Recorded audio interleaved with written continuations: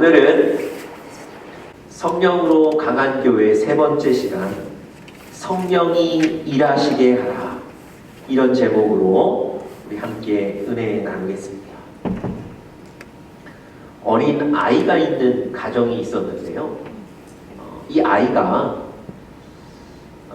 집안 여러 곳을 돌아다니다가 바닥에 떨어져 있는 그 어떤 무엇인가를 입에 넣었던 모양입니다. 부엌에서, 주방에서 일하고 있던 어머니가 뒤늦게 그 사실을 알았어요. 이 어머니의 얼굴이 빨개지면서 얼마나 초조해졌는지 모릅니다. 여러분, 이 아기 엄마가 무엇인지는 정확히 모르겠지만 그 이물질을 빼려고 아기 등을 두드리는 거예요. 그런데 여러분, 그 아기 등을 얼마나 세게 치는지 옆에 있는 사람들이 볼 때 저러다가 아기가 엄마한테 맞아서 아프면 어떻게 하나 걱정될 정도였어요. 아마 그래도 이물질이 빠지지 않았던 모양이에요. 이 아기 엄마가 이 아기의 발목을 잡더니 아기를 거꾸로 드는 거예요.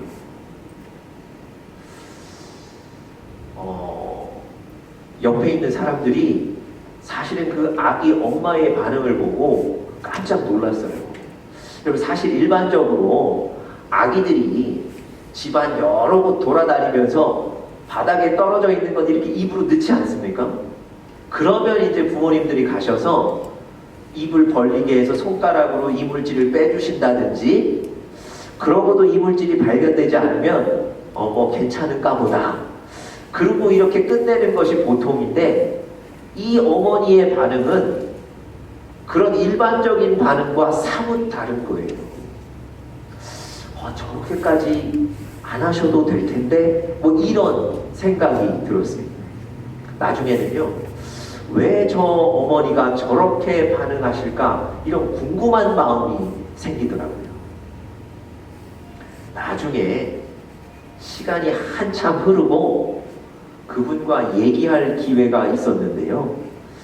그분의 얘기를 듣고 나니까 그 엄마가 그때 왜 그렇게 반응했는지 이해가 되더라고요. 이 엄마가 뭐라 그러시냐면, 예전에 자기 살던 고향 마을에 그 이웃 중에 아기가 무엇인가를 삼켜서 기도가 막혔던 뭐 그런 사건이 있었다는 거예요. 그래서 그 사건을 듣고 나서부터는 이제는 무엇인가 아기들이 삼키는 걸 쉽게 바라볼 수 없는 거예요. 그래서 아기 등을 그렇게 세게도 때리고 사실은 아기를 이렇게 거꾸로 들기도 하셨던 거예요.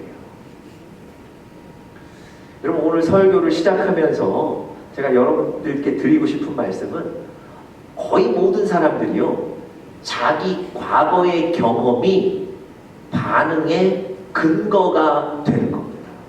그러니까 다시 말씀드리면, 과거의 경험으로 그것을 근거로 해서 어떤 행동을 하거나 반응을 하게 되는 거예요. 어떤 순간에 과거의 경험이 떠오르는 거예요. 그래서 그것을 바탕으로 어떤 행동들을 하신다는 거죠. 이 어머니도 그랬던 거예요. 여러분, 사실은 이런 이론이 우리 신앙생활에도 그대로 적용되는 것 같습니다. 우리가 예수를 믿고 성령님이 우리 안에 일하시고 성령님이 우리를 지도하시고 순간순간 성령이 우리를 인도하시고 그 성령의 섬세한 인도를 경험한 사람은요, 그 다음 어떤 상황이 돼도 또 성령을 찾게 돼 있어요. 또 성령의 도움을 구하는 거예요. 그런데 역으로요, 성령의 인도하심, 성령의 일하심을 잘 경험하지 못한 사람들은 어떤 다른 순간, 다른 상황에 성령의 도움을 구하지 않는 거예요. 여러분, 성령이 우리 안에 일하시는 것이 너무 중요합니다. 그 성령의 일하심을 여러분과 제가 경험하는 게 중요해요. 그래야 그 다음 어떤 상황에도 우리가 성령을 찾고 구하게 되는 겁니다. 여러분, 하나님은요, 사람을 살리시고 일으키시는데 성령을 사용하셨습니다. 여러분, 에스겔서에 보시면 하나님께서 마른 뼈들을 살아나게 하는 환상을 에스겔에게 보여주셨어요. 에스겔에게 그 환상을 보여주시기 위해서 그를 마른 뼈들이 많이 있는 골짜기로 데려가셨습니다. 하나님이 그 마른 뼈들을 향해서 다시 살아나라 선언하셨습니다. 그랬더니 그 에스겔서에 보니까 뼈들이 각각 들어 맞아서 연결이 되는 거예요. 그리고 뼈들 사이에 힘줄이 생깁니다. 그리고 그 뼈들을 가죽이 덮었다 그랬어요. 여러분, 외형이 다 갖춰진 거예요. 아니, 완전하게 일이 된 것 같습니다. 그런데 완성되기까지는 아직 한 가지 문제가 남아 있어요. 우리 에스겔 37장 8절 말씀, 우리 같이 한번 스크린에서도 한번 보시죠. 한 가지 문제, 한 가지 과정이 더 남았다는 걸 하나님이 말씀하시는데요. 우리 같이 읽어보겠습니다. 시작. 내가 또 보니 그 뼈에 힘줄이 생기고 살이 오르며 그 위에 가죽이 덮이나 그 속에 생기는 없더라. 여러분, 외형은 다 갖춰진 거예요. 언뜻 보기에 완성된 듯 보여요. 그런데 여전히 그 안에 생기가 없더라. 생명이 없다는 거예요. 여러분, 하나님이 그 뼈들을 향해서 다시 한번 외치시는 구절이 바로 그 다음 구절에 나와 있습니다. 우리 에스겔 37장 9절도 연이어서 한번 같이 보겠습니다. 하나님께서 뭐라고 외치셨나요? 우리 그 다음 구절 37장 9절입니다. 같이 읽겠습니다. 시작. 생기에게 대언하여 이르시기를 주 여호와께서 이같이 말씀하시기를 생기야 사방에서부터 와서 이 죽음을 당한 자에게 붙어서 살아나게 하라. 여러분, 아직 생명이 없는 그 마른 뼈들을 향해서 하나님이 생기야 사방에서부터 와서 이 죽은 자들을 일으키라 말씀하세요. 저 생기가 무엇입니까? 바로 성령이에요. 여러분, 성령이 그 마른 뼈들 안에 들어갔더니 그 마른 뼈들이 살아날 뿐만 아니라 큰 군대를 이루었다고 얘기합니다. 여러분, 하나님께서 마른 뼈들을 살리시고 일으키시는데 성령이 필요하셨던 거예요. 그 성령이 임하였더니 마른 뼈들이 살아나는 겁니다. 하나님은 저 마른 뼈들을 일으키시고 세우시기 위해서 성령을 사용하셨던 겁니다. 여러분, 우리도 마찬가지입니다. 마른 뼈들이 외형은 갖추었으나 생명이 없었던 것처럼 여러분, 성령이 우리 안에 임재하지 않고 성령의 능력이 우리 안에 없으면 우리도 똑같이 신앙의 모습만 있고 신앙의 능력은 갖추지 못하게 되는 겁니다. 디모데후서 3장 5절, 우리 스크린 통해서 한 번 더 보실 텐데요. 이 디모데후서 3장 5절에 보시면 바로 그런 부분에 대해서 여러분과 저에게 지적해 주고 계세요. 우리 같이 한번 읽어보겠습니다. 시작. 경건의 모양은 있으나 경건의 능력은 부인하니 이 같은 자들에게서 네가 돌아서라. 경건의 모양은 있는데 경건의 능력은 없다는 거예요. 경건의 능력은 부인한다는 거예요. 여러분, 여러분과 저도 경건의 모양은 갖추고 있습니다. 지금 우리가 이 중요한 시간을 내서 하나님께 예배드리고 있지 않습니까? 우리가 하나님께 헌신하지 않습니까? 우리가 하나님께 물질도 드리지 않습니까? 우리가 하나님 앞에 기도하지 않습니까? 여러분과 제가 우리도 일정의 나름대로의 경건의 모양을 지니고 있다는 거예요. 그런데 진정한 그리스도인은요, 경건의 모양뿐만 아니라 경건의 능력도 지녀야 된다는 겁니다. 여러분, 성령의 임재를 날마다 경험하시는 분들, 이분들이 바로 경건의 능력이 있는 분들이에요. 왜냐하면 성령이 날마다 그분들 안에서 일하시거든요. 성령이 날마다 그분들 안에서 성령의 능력을 나타내시거든요. 그러니까 경건의 능력을 지니시게 되는 겁니다. 여러분, 여러분과 제가 성령의 임재와 성령의 능력을 가지고 생활하는 것, 그것을 경험하는 것이 얼마나 중요한지 모릅니다. 그래서 여러분, 그 성령이 마른 뼈들을 일으키신 거예요. 여러분, 올 한 해 우리가 성령으로 강한 교회와 가정과 개인들이 되어야 되겠다, 이 영적인 비전을 품고 나가는데요, 마른 뼈들을 살리신 그 성령의 능력이 우리 사랑하는 영적인 가족들에게 있기를 간절히 축복합니다. 올 한 해 이런 능력을 체험하실 수 있기를 간절히 축복합니다. 여러분, 성령이 어떻게 우리 안에 일하실까요? 아니, 성령이 어떻게 우리를 움직이시고 다시 회복시키시고 살리실 수 있을까요? 오늘 우리가 읽은 저 본문에서 우리가 몇 가지로 좀 구체적으로 살펴보면서 우리 같이 은혜를 나누기를 원합니다. 첫 번째로요, 성령은 우리로 하여금 영적인 능력을 갖게 합니다. 성령은 우리로 하여금 영적인 능력을 갖게 만든다는 겁니다.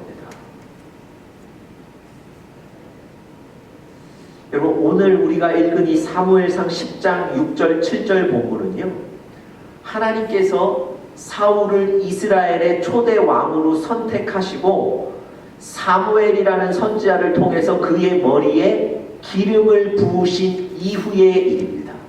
아직 왕이 된 건 아니에요. 하나님께서 기름을 부으신 이후에 그에게 하나님의 신 성령이 임할 것이라고 말씀해 주셨어요. 자, 6절 보세요. 너에게는 여호와의 영이 크게 임하리니.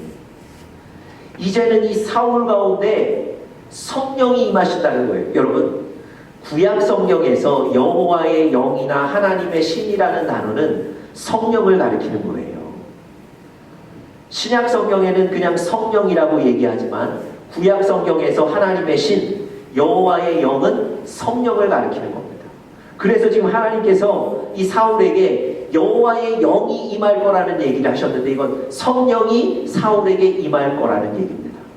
성령이 사울에게 임하고 나면 세 가지 변화가 생길 것이다. 그 변화를 오늘 본문에 기록하고 있는 거예요. 자, 성령이 임하시면 첫 번째 일어나는 변화가 뭡니까?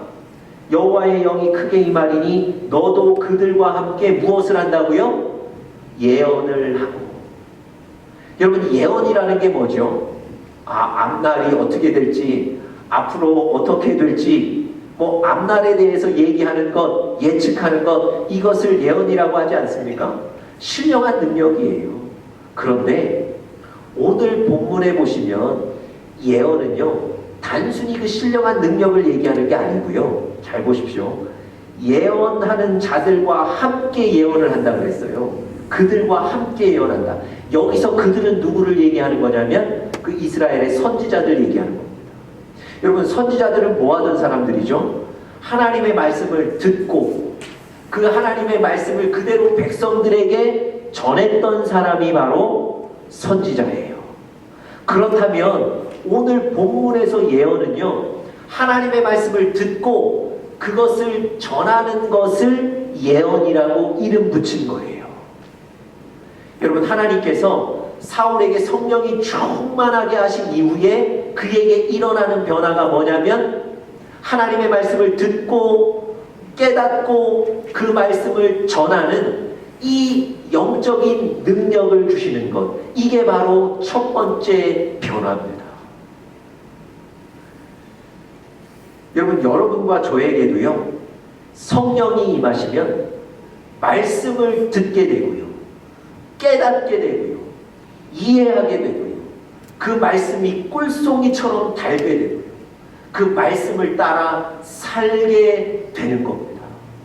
과거에는 말씀이 그렇게 재밌지 않았는데, 과거에는 말씀이 그렇게 기다려지지 않았는데, 이제는 그 말씀이 꿀송이처럼 달고 기다려지시는 거예요.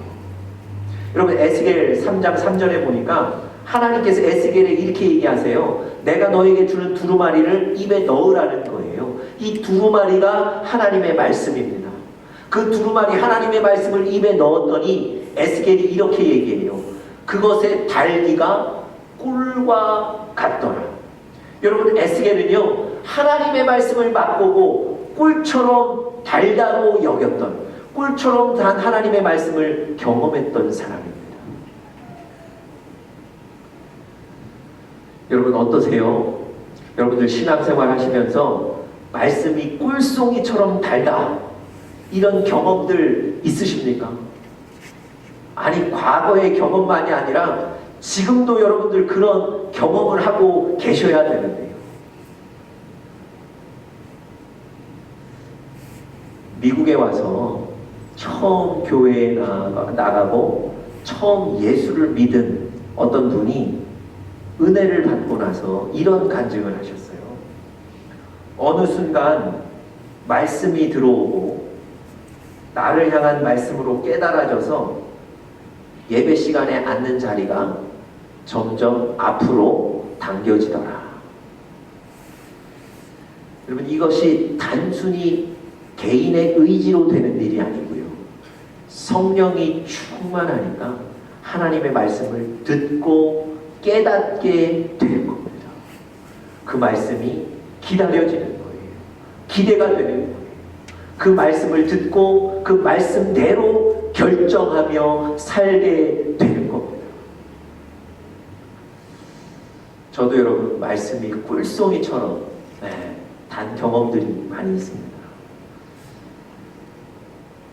성경 한 장을 읽고 그 성경을 묵상하고 묵상한 내용을 노트에 써내려가는데 2시간, 3시간이 훌쩍 지나가 버리는 거예요. 그렇게 묵상하고 깨달았던 말씀들이 제 마음을 지배하는 거예요. 제 마음에 가득 차니까 그 말씀을 전하고 싶은 열망이 생기는 겁니다. 그래서 어떤 사람에게 그 말씀을 전하고 나면 그 사람의 얼굴이 바뀌는, 하나님께서 그 사람 말씀으로 그 사람을 회복시켜 주시는 그런 일들을 경험하게 됩니다. 여러분, 신학대학원 다닐 때 말씀을 읽고 묵상하는데 그 말씀이 꿀송이와 같아서 점심시간이 되어도 그 점심시간에 여전히 그 자리에서 성경을 읽고 묵상했던 그런 기억들도 있습니다. 아주 오래전에 저에게 누님이 한 분 계신데, 누님이 어떤 일 때문에 아주 실망하고 계셨습니다. 그때 제가 누님과 마주 앉았는데요, 그 누님에게 하나님의 말씀, 하나님이 저에게 주신 말씀을 막 전하고 싶은 열망이 생겼어요. 근데 여러분, 뭐 가정에서 누나와 동생 사이에 하나님의 말씀을 전하고 듣는 뭐 이런 일들이 좀 낯설지 않습니까? 근데 그날 누님의 얼굴을 보고 하나님이 나에게 주신 말씀을 전해야 되겠다, 이런 마음이 들었어요. 침대에 누나랑 앉아서 누나에게 말씀을 전했어요. 그 말씀을 들은 누나의 얼굴이 변하는 걸 제가 그 자리에서 봤어요. 여러분, 성령님이 여러분들과 제 안에 충만하게 일하시면 말씀을 듣고 깨닫게 되고 그 말씀을 전하게 되는 거예요. 말씀의 능력으로 말미암아 사람들에게 은혜, 영향력을 주게 되는 겁니다. 여러분, 성령이 임하시면요, 또 기도도 합니다. 말씀을 깨닫고 말씀을 전하는 일도 있지만 성령이 임하시면 성령이 여러분과 저에게 기도하도록 만드세요. 여러분들과 저같이 신앙생활 하시는 분들 중에 큰 고민이 이겁니다. 나 기도해야 되는데. 기도해야지. 그런데 기도가 안 되는 거예요. 여러분, 성령이 여러분들과 제 마음속에 충만하게 일하시면 성령이 여러분들과 저로 하여금 기도하게 만드시는 거예요. 여러분, 사도행전에 보니까 이스라엘의 120명의 사람들이 다락방에 모여 있었다고 했습니다. 무언가 특별한 일이 있어서 모인 게 아니에요. 아직 아무 일도 없어요. 그런데 그 120명이 기도하기 시작하는 거예요. 각 나라의 언어를 사용해서 방언을 하며 뜨겁게 기도하기 시작합니다. 그들에게 그런 영적인 능력이 생긴 거예요. 여러분, 성경이 그 변화의 원인을 뭐라고 얘기합니까? 성령이 임하였더니 그런 변화가 일어난다는 거예요. 여러분, 성령이 여러분들과 제 안에 임하면 우리로 하여금 기도하게 만드는 거예요. 여러분, 종합적으로 성령이 임하니까 영적인 능력을 우리에게 주시는 줄 믿습니다. 성령의 능력을 받으셔야 돼요. 여러분, 두 번째로요, 성령은 우리를 변하여 새 사람이 되게 하십니다. 성령은 우리를 변하여서 새 사람이 되도록 만드십니다. 첫 번째는 성령이 우리에게 영적인 능력을 주신다고 했고요. 두 번째는 성령이 우리로 하여금 변하여 새 사람이 되게 하신다 그랬습니다. 6절 다시 한번 보시겠습니까? 두 번째 변화를 이렇게 기록하고 있어요. 여호와의 영이 크게 임하리니 너도 그들과 함께 예언을 하고, 두 번째 뭐라고 되어 있습니까? 변하여 새 사람이 되리라. 성령이 임하시니까 변하여 새 사람이 된다는 거예요. 여러분, 사울은요, 원래 이스라엘 왕이 되겠다고, 이스라엘 왕이 되고 싶은 비전이나 야망을 품었던 사람이 아닙니다. 성경에 보니까 사울은 그저 키 크고 용모가 준수한 사람이었어요. 그것 이상은 아니었습니다. 그런데 하나님께서 어느 날 그를 부르시고 왕으로 택하시고 기름 부으셨어요. 그 뒤에 오늘 본문처럼 성령이 그에게 임하도록 하셨어요. 그랬더니 여러분, 그 안에 비전이 생기는 거예요. 하나님의 말씀처럼 내가 이스라엘 백성을 구원할 자라는 이 비전을 품게 되는 겁니다. 성령이 그에게 임하셨더니 하나님의 백성으로, 또 하나님이 하나님의 자신을 이스라엘 왕으로 백성들의 구원자로 세우셨다는 소명의식을 품게 되는 거예요.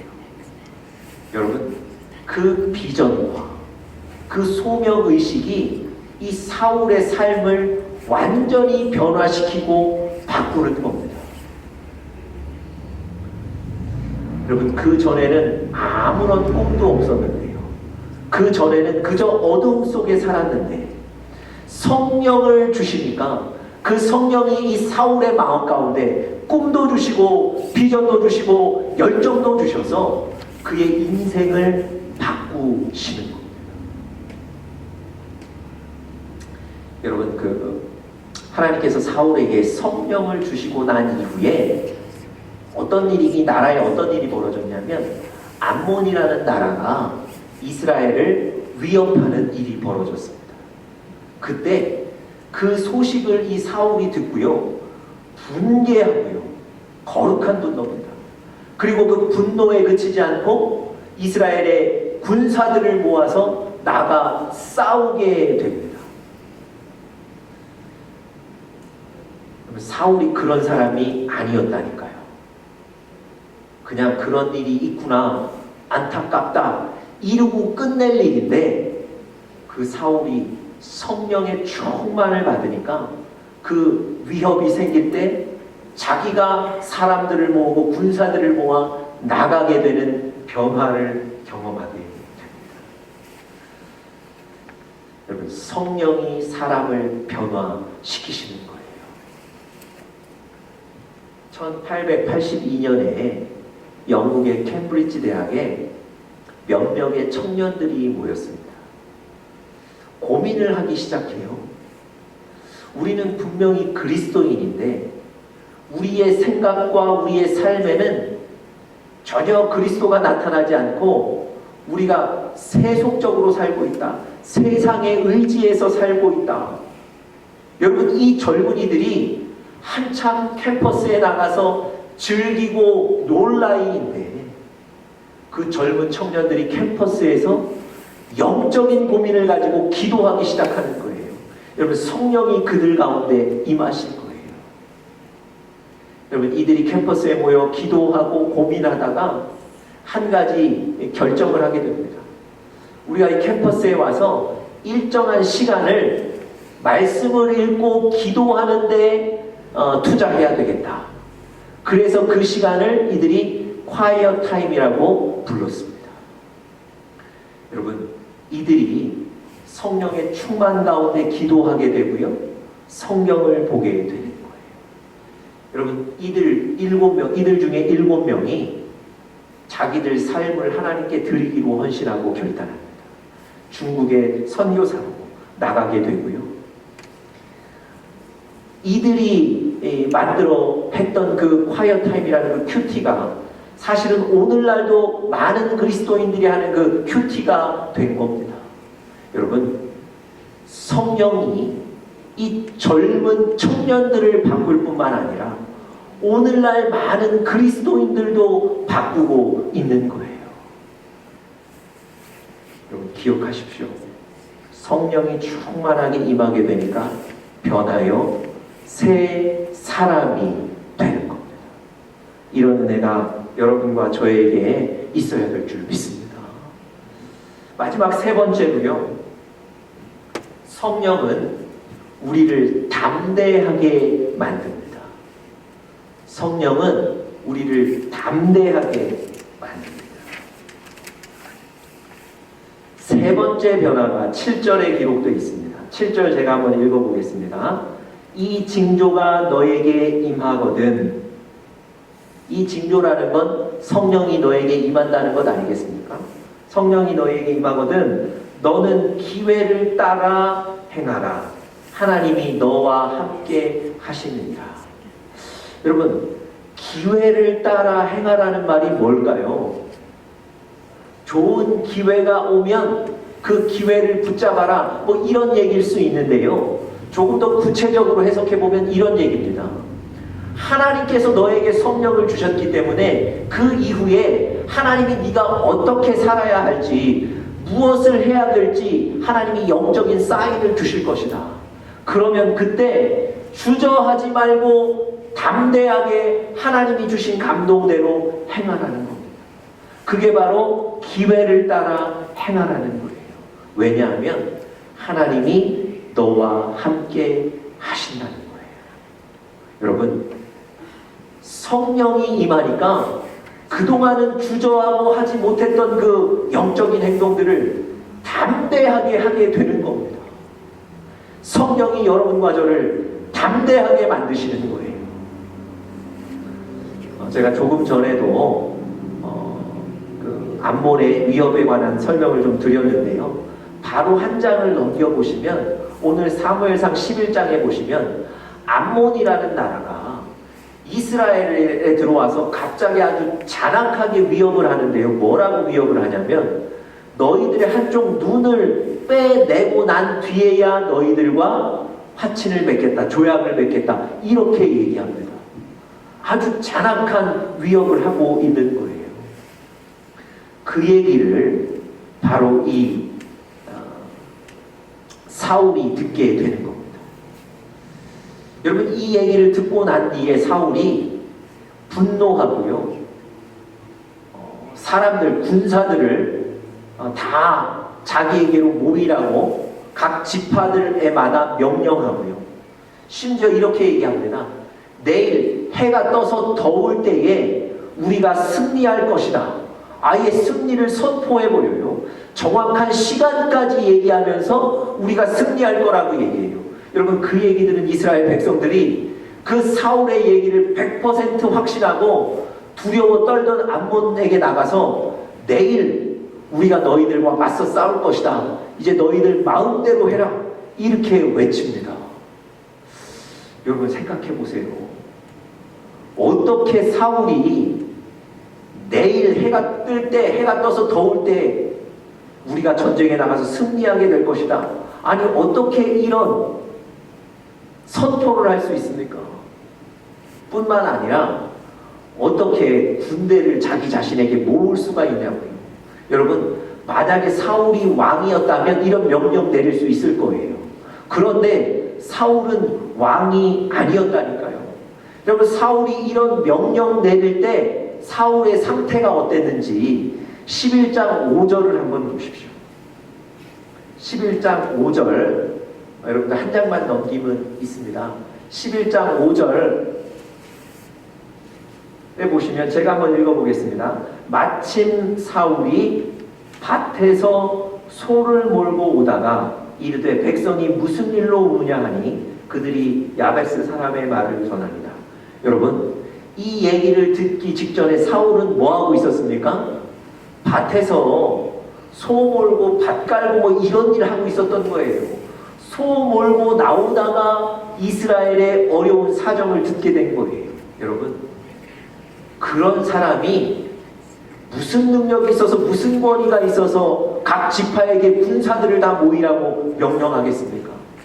더 신기한 건요, 각 지파들이 그 사울의 얘기를 듣고 사울에게 군사들을 보내는데 33만 명의 군사들이 모입니다. 성경을 잘 읽어보시면 그것도 하루 만에, 하루라는 짧은 시간 만에 사울에게 33만 명의 군사들이 모입니다.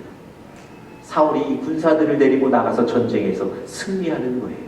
여러분 도대체 사울에게 이 담대함이 어디서 나왔냐고요. 자 11장 6절 한번 보십시오. 바로 그 다음 절입니다. 사무엘상 11장 6절 다 같이 한번 읽겠습니다. 시작. 사울이 이 말을 들을 때에 하나님의 영에게 크게 감동되매 그의 노가 크게 일어나. 여러분 하나님께서 이때에 성령으로 다시 한번 사울을 감동하신 거예요. 사울이 성령의 감동, 성령의 임재를 얻었더니 사울이 그 담대하여져서 여러분 그 암몬을 물리칠 수 있었던 겁니다. 군사들을 모을 수 있었던 거예요. 하나님은 그런 사울을 축복하셨던 겁니다.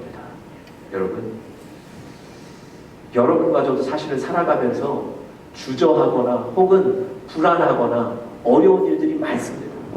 어떤 일들 때문에 불안하고 주저앉는 일들이 많습니다.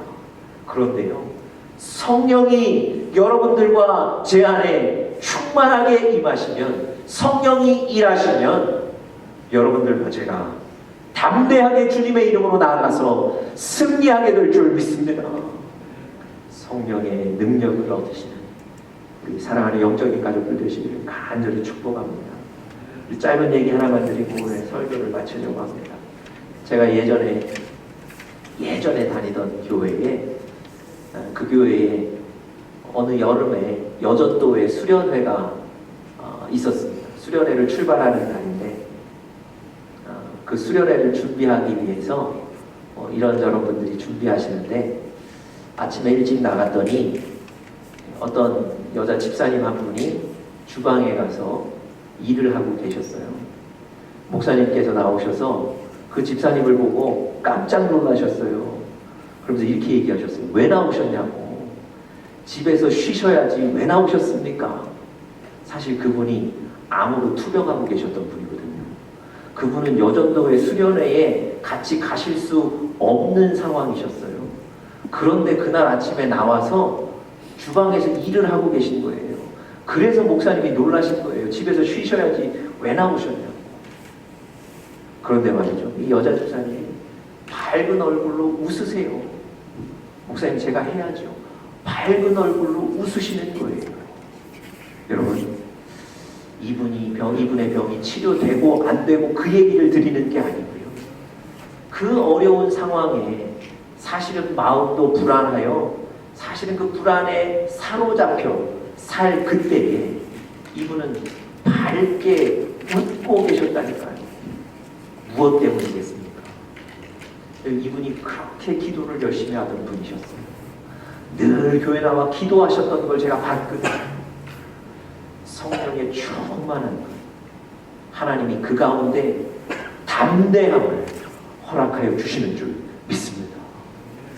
여러분과 제가 1년 올 한 해 성령으로 승리하실 수 있게 간절히 축복합니다. 우리 같이 기도하겠습니다.